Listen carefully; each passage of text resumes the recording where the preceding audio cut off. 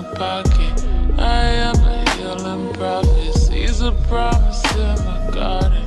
I need to harvest often. Such a lush experience.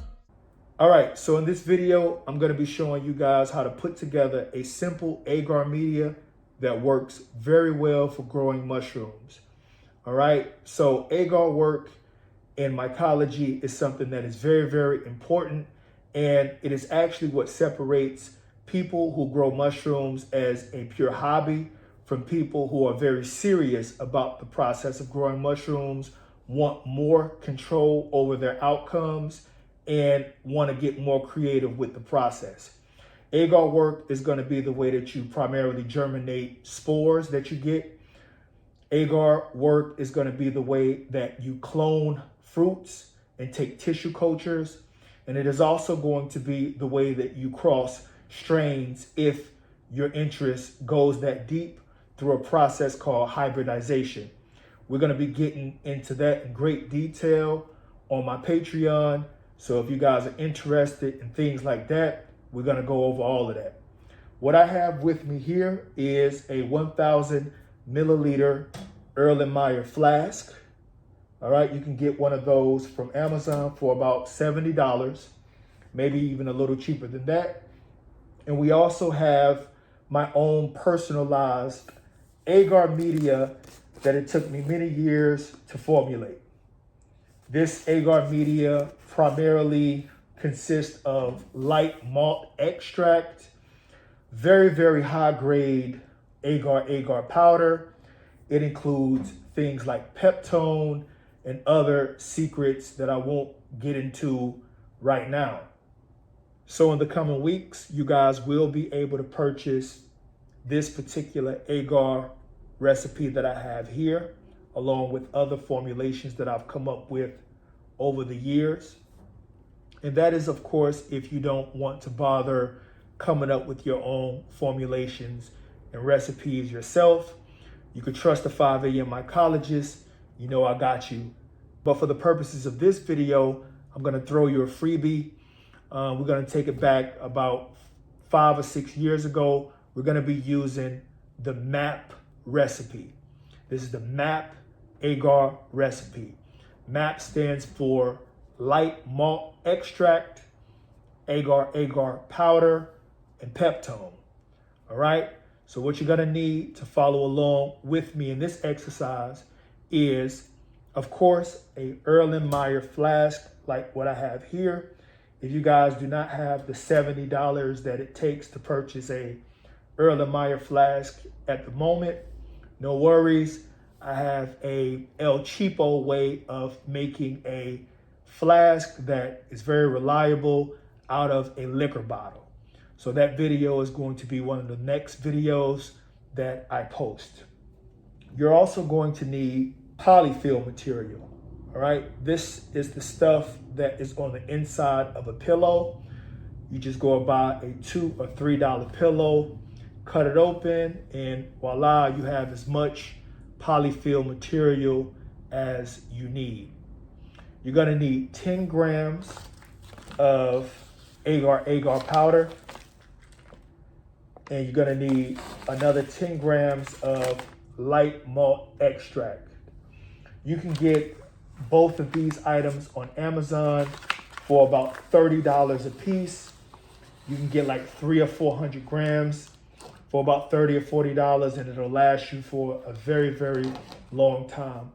And also to mention, you're gonna need some aluminum foil. Everybody has this. And you're going to need, of course, for the P and MAP, you're gonna need some peptone. You can get this off of Amazon. This stuff is very, very powerful. They use peptone in the commercial production of enzymes and antibiotics. And last but not least, you're going to need 500 milliliters of spring water. Because we're working with spores, you don't want to use tap because tap water has a ton of things in it that could be harmful to the germination of spores and therefore the creation of mycelium. So if you have all of your materials, let's go downstairs and let's go ahead and start putting together our MAP agar recipe. All right, so let's go ahead and put together our agar recipe. Remember, we have 10 grams of light malt extract, 10 grams of agar powder, and 1 gram of peptone. What you don't want to do here is add your ingredients directly to your flask. You don't want to do that, because even if you try to mix it like this, it is not going to mix perfectly. So what you want to do instead is grab a small pot or pan like this. You want to add each one of your ingredients to your pot like this.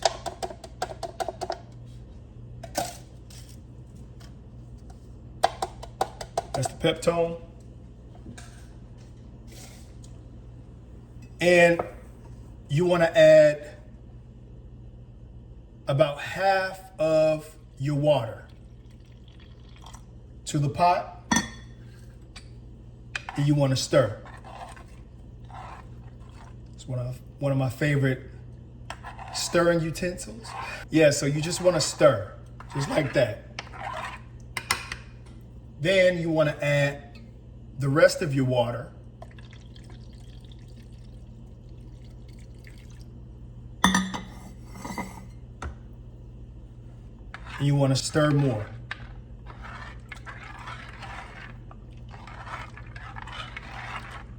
All right? And after you've done that, what you want to do next is put it on the stove, and you want to bring it to not a boil, but a simmer.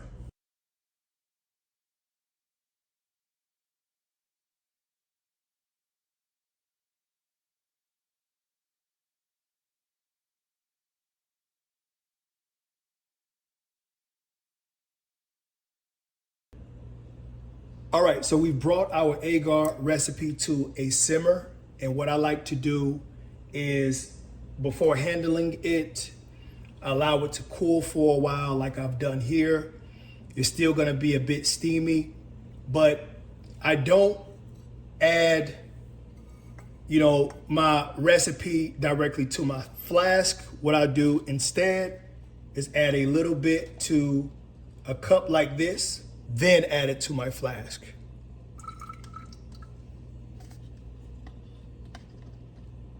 Just like this.